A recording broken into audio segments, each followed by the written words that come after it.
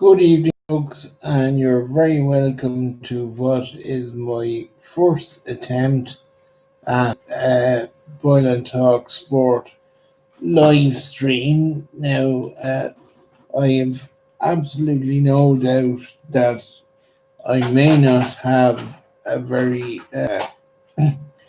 large audience for this, the first one, because I will admit it was a sort of split second last minute decision to give it a go at all because well, there was a few things I could make up make a post out of, and the fact of the matter is that I simply hadn't got the energy at the moment to write something. So I said, just by way of putting up some fresh content other than the tips for the racing, which I know uh, won't suit everybody. I just said I would give a live stream a bit of a go. Now, God knows how it'll turn out. It's only my first attempt at it.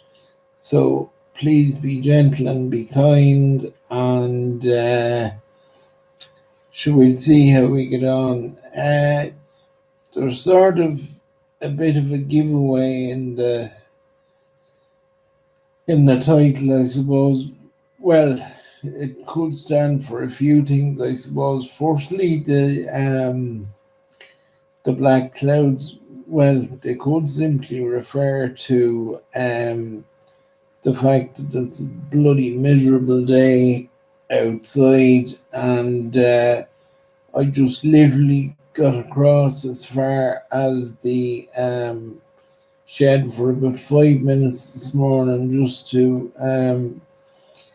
have my brother-in-law was in with me. I just wanted to get him to have a very quick look at the sprayer because I knew he wouldn't have had time to assemble it, but I just wanted to get him to have a look at it, and then I came back in and I had my lunch. Since that, the weather has been bloody miserable, so I haven't really put a wheel outside today at all. Since the other reference to black clouds, unfortunately, is what I always refer to as the black cloud of depression. Now, there are people who would say, and I can totally see where they're coming from, that it should in a lot of ways be the happiest time of my life, and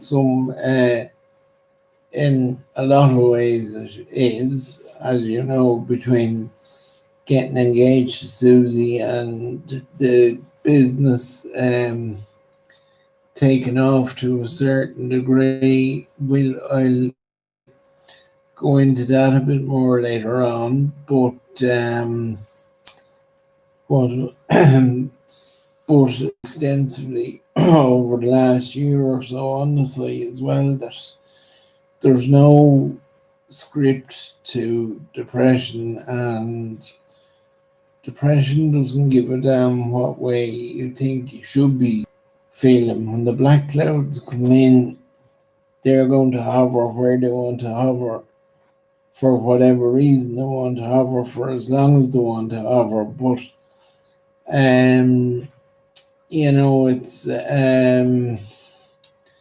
it's just I suppose this year to a certain extent, even though, as I said, in so many ways it should be the happiest time in my life, and in a lot of ways it actually is, and I don't mind saying that. But the I think most people would accept that it would be impossible not to be affected to some degree by the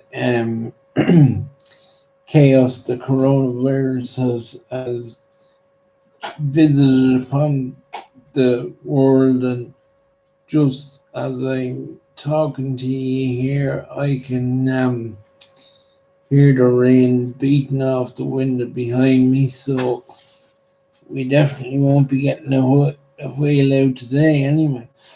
But I suppose the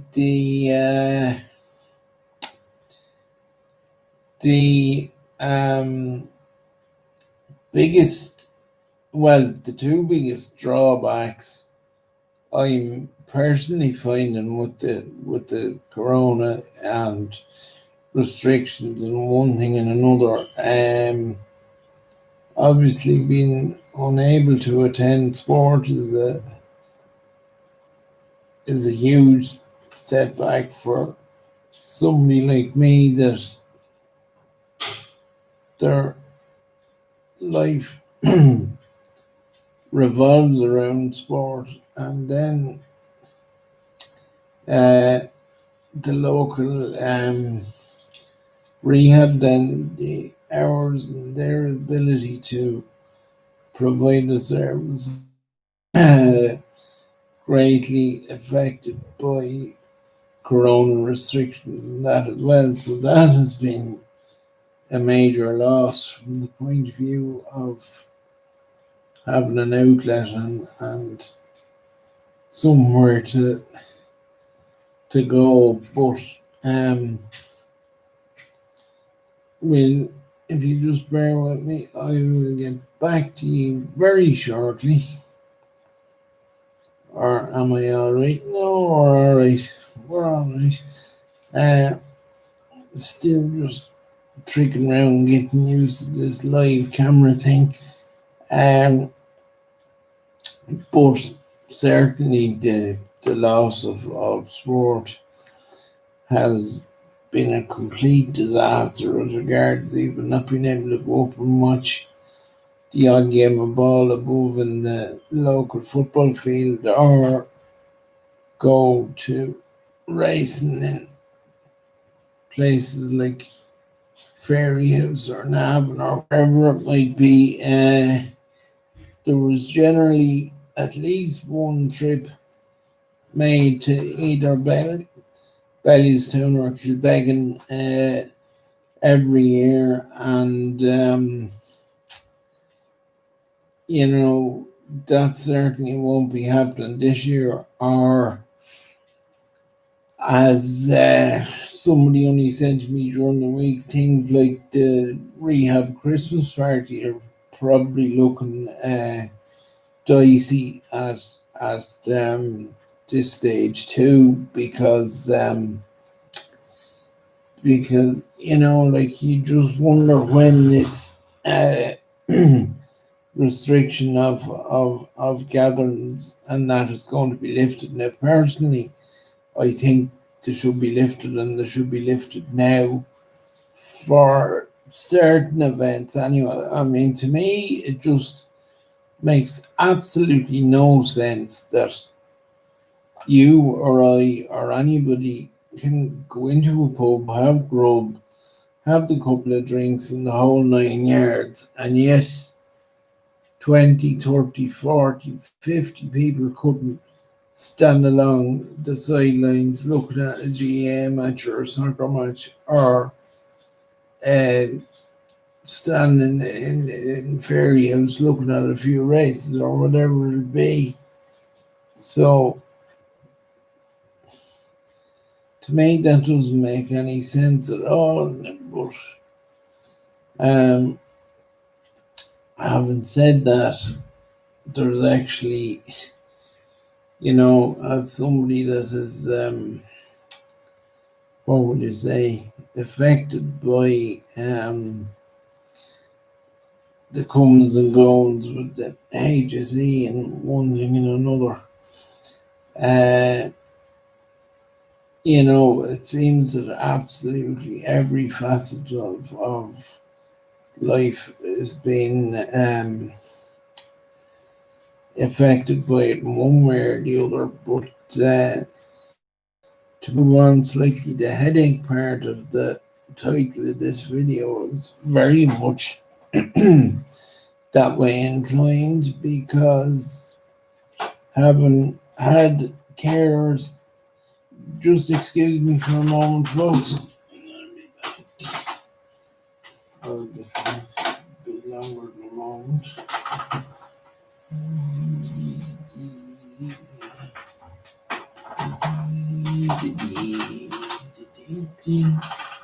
Now, I'm back to you folks. My apologies. Having had carers in and about, knocking around the place for over 3 years now, I know exactly what is entailed with the work that they do and the hours that they work and one thing and another, but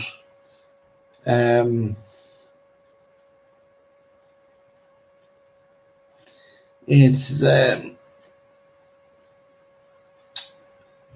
it has really come to a head now. In fact, that carers, care companies basically, excuse me for a moment, folks. Your phone was ringing, Dad.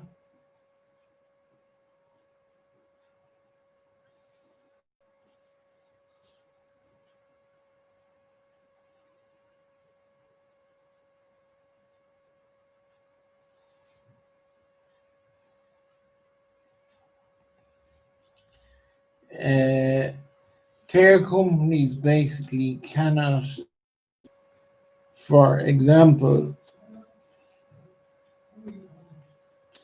my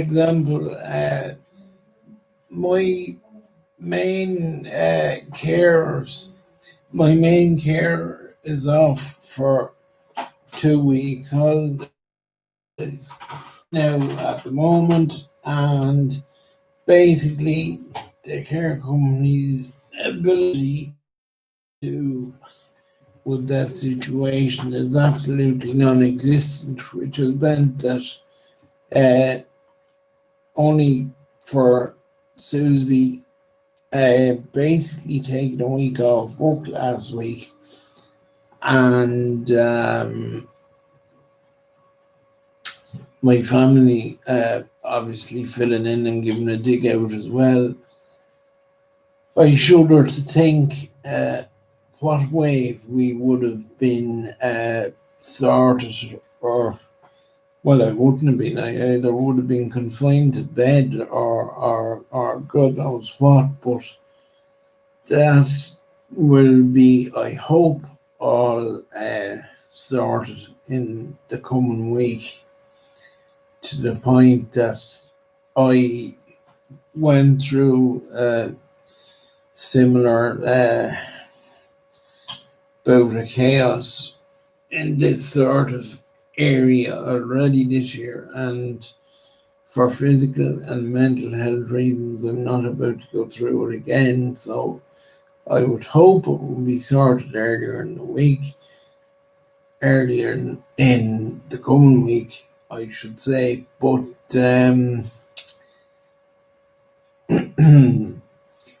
for now, that I suppose brings me on to some of the more upbeat things, I suppose we would say, that what I mentioned sort of being at a crossroads. Again, it's a T-junction. There's 2 or 3 different directions a man could go about it and with it. First of all, I suppose from a sports point of view, many of you will have seen either on some of the videos in the last week or on the podcast I did last week, it was either one or the other or both possibly, that I made mention of Dunboyne being out of the adult football championships a lot earlier than would have been expected or desired. And, you know, that in itself will leave the winter long enough. Right, we'll go back to what I said at the start of the stream that about, you know, I think it's plainly ridiculous at this stage that a limited number of spectators, at least, aren't being permitted to attend games, and that it flies in the face of logic um, when you compare it, say, to pubs or whatever it be. I presume uh, there's there's definitely be plenty of bodies out on golf courses, and they seem to be doing all right as well. So, um, it just seems totally imbalanced. But uh, as I was saying, with Dunmoy being gone out of the championship, it had the potential, well, more than potentially, probably, it probably had the probability of being a very long and drawn out and difficult winter uh, to try and negotiate. Now, at least to that end, there has been some semblance of normal, whatever that is, or that dreaded, dastardly phrase, new normal, putting itself about in the last, well, from my own perspective, in the last 4 or 5 days. You had the Republic of Ireland playing a soccer match, which I will comment briefly on in a moment or two, because, to be brutally honest, number one, I forgot about it initially, and number two, I would have only seen the last half hour or a little bit more of it. And the other thing that was somewhat reassuring to have back on the horizon was the Munster and Leinster rugby game in the Aviva last night. Now, it was actually the latter named event which prompted me to have a go at doing this live stream in the first place, because for two reasons. Firstly, the actual match itself, which I'll get to in a minute, but secondly, and most importantly in this case, I would have felt it was absolutely ludicrous that a stadium the size of the Aviva, which can hold over 50,000 people, was completely empty. Like, I mean, surely they could have come up with a situation whereby they allowed spectators in at reduced capacity, let it be 20 or 25, 18, 15, whatever number of thousand people they felt they could safely accommodate with social distance and that. I know the GAA had said earlier in the year that I'm almost sure anyway, they said that Crow Park could accommodate, I think it was 42,000 with effective and safe social distance. And so, I mean, why some form of arrangement couldn't have been put in place in a similar way, say, for the Leinster-Munster game last night? I do not know, but just to comment briefly on said game, I actually, myself and my brother Des were actually watching it here together last night. Just on a side issue before I go on about that, I discovered uh, about a week or 10 days ago here that I no longer have my subscription to Air Sport, and I was kicking the idea around in my head all week. Will I renew it or will I just run without it, seeing as principally most of what I would watch on it would be National League GAA in the early part of the year usually. So I was sort of saying to myself, do I really want to subscribe for it when it is most likely, I would say at this stage, that the national leagues may not in fact be played off. The remainder of them may not be played off this year at all. Now, my own opinion would be that there should not and hopefully will not be any inter-county GAA at all this year. I think it only makes common sense to leave the players to play whatever bit of sport they want to play this year with their clubs. That you know, I mean, I think as bad as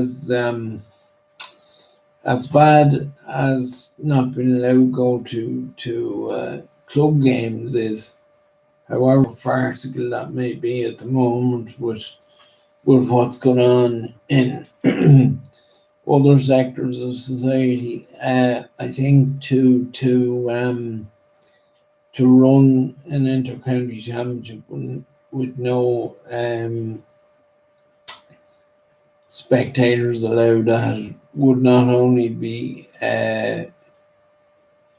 unfair and degrading for and the optics of it could do untold damage to the image of the GAA, which would be a great pity, I think, because the GAA, to be fair, has in so many other ways shown itself to be such a marvelous community organisation. I know I can only speak for here in Dunboyne. The lads and ladies involved really put their shoulder to the wheel when the community needed it most. Not that I would be in the least bit surprised by this. I would expect nothing less.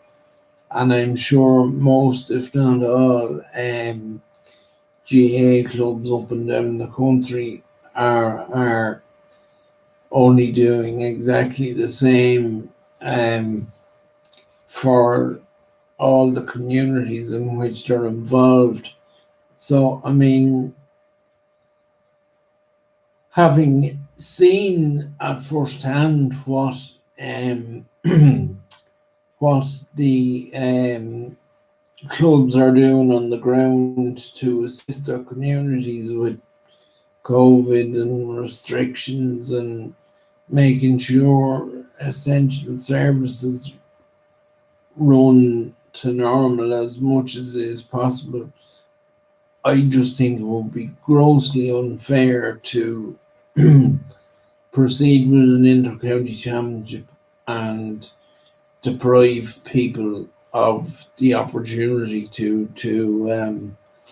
get to games and that. I think in actual fact it's as if sport is nearly being made the scapegoat compared to a lot of other things that could have been shut down and closed down and should have been shut down, closed down, but um, there there didn't seem to be as big of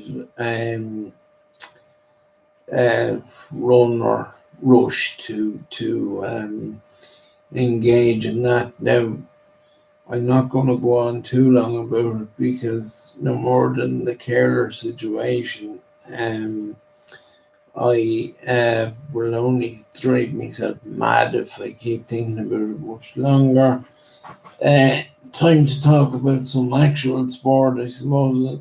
I'll go back to last night's rugby first of all. As I was saying, Des and I had met up to watch the highlights of it on Tina G because he wasn't available at the time it was kicking off. So we said, look, we'll hold on and watch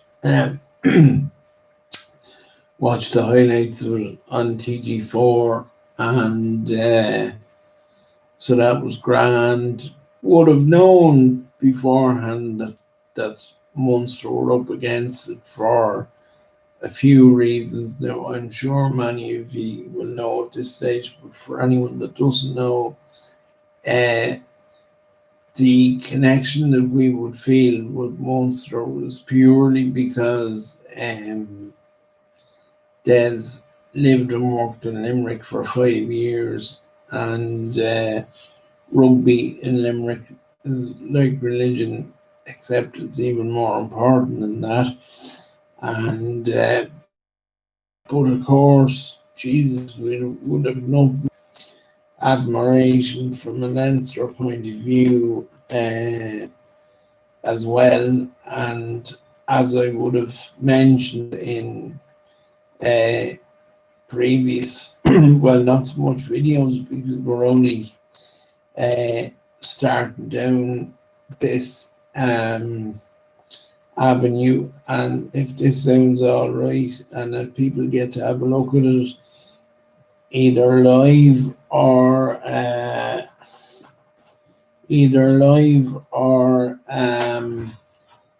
recording later on, I would definitely be interested in doing more of them, but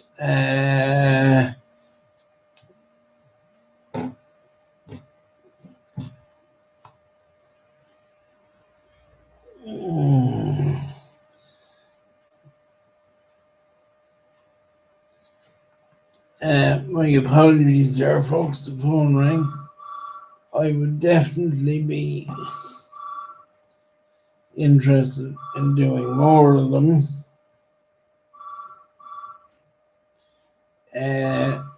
But as I was saying anyway, yeah, to get back on track, the phone's ringing here all over the place. My apologies. As I was saying, I would, I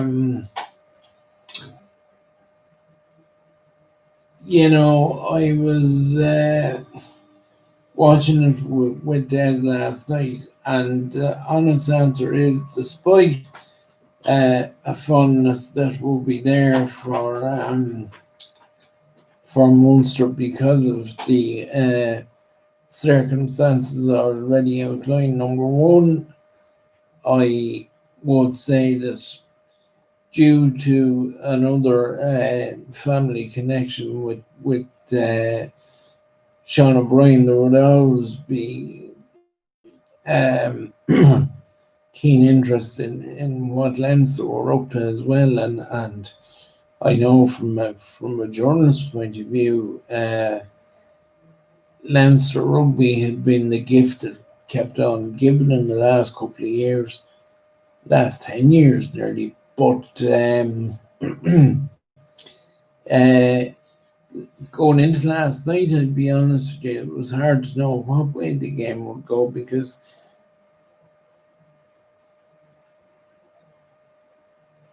Munster had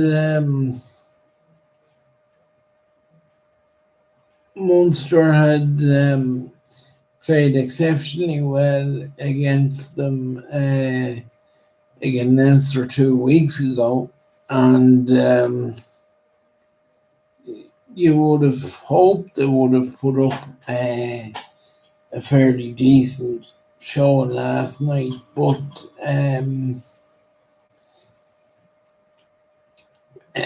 we got completely taken off guard because before we got to actually watch the highlights last night, Des took a phone call from his great friend and mine, double Paralympian James McCarthy from Limerick, who would have been a big reason that Des and I got the rugby bug, for a way of describing it. And we thought, by James's upbeat, chirpy manner, well, having said that, he's always that way. He's the most optimistic man I've ever seen in my life. We thought by James's upbeat sort of manner that Munster had actually won, because I know Des had asked him not to tell him the score because he was going to watch the highlights of it with myself, but unfortunately, well, not unfortunately, if I say unfortunately, people will be giving out, but from the point of view of an entertaining game to watch, unfortunately, it wasn't that way at all, because yet again, Munster could not get anywhere near to Leinster. And I suppose the greatest tribute to Leo Cullen's team is that they, under no circumstances did it look like that they were at full tilt, and still Munster could not lay a glove on them. Now, it very much pains me to say this, but I would say, and I spoke to a few Munster people last night after the game, and they were in better. They'd be in a better place to judge than me nearly, because they live, eat, sleep, and breathe rugby down in the Treaty City. But the common ground was that Conor Murray's performances have regressed so much lately, and Imperious looking best number 9 in the world that he looked a couple of years ago. In actual fact, he's struggling to such a level now that you would nearly wonder, is he actually worth his place on the team at all, the way he's playing at the minute, especially when they look to have a bright young prospect like Craig Casey coming up there. You would begin to wonder, might it be time to sacrifice the sacred cow, as it were, and sacrifice the sacred cow and give the young lad his go. And the same would apply in the other half-back position, actually.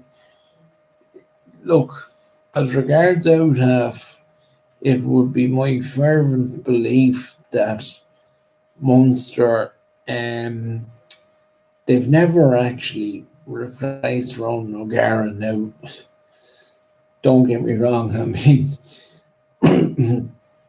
replacing somebody like Rog was never going to be an easy task by any means, but what would worry you, not only looking at Munster, but from the point of view of the national team as well, that there seems to be no steadfast number 10 putting his head above the parapet to say, well, look, Johnny Sexton, I'm here, I'm waiting to take over. your jersey is under threat. There's just nobody there standing up to to put that forward, and like for large parts of the game, Munster did defend very well, but the bottom line is, like midfield on a GA team, if your halfbacks are consistently underperforming and under pressure in rugby, you're actually not going to you're not going to be functional enough to live with the top teams, which certainly Leinster would fall into that bracket. Now, what else was I'm sort of running out of wind here, folks. There's a lot more I could say, but I don't actually think I've the wind to keep going. But I'll do another bit. What else can I say to you? Oh, the soccer on was a Wednesday night, I think it was.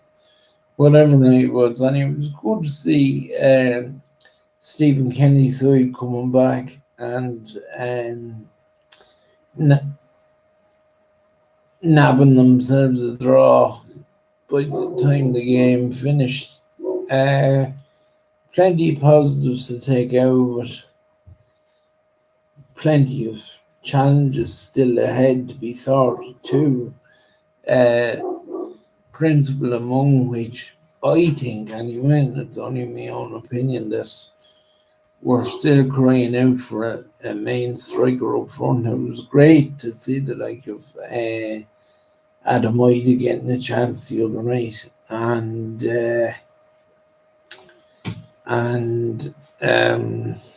oh, my mind's gone blank. The like of Michael Obafemi knocking around, but why he didn't get more of a chance, I don't know. But the bottom line is Kenny would look to have plenty to build on. I hope I have with regard to these live streams as well. If it doesn't sound too bad, please leave a few words in the comments. And I would love to try and have a go at another one, because there was actually more I wanted to say in this one, but I just literally have the wind left in my lungs to talk on for much longer without breaking the engine breaking down, as the fella says. But all I'd say, just to finish up, as regards being at a crossroads and that, what I will say, and this will hopefully encourage some of you at least to tune in again, there will be fairly big developments coming on the business side, if you want to call it that, between the website and a few other little irons we have smouldering away in the fire at the moment. So just to finish up, I hope this wasn't too bad and you could make some sense of it all. I'd love to do another one, but I would be guided by public reaction, and I'll talk to you all soon.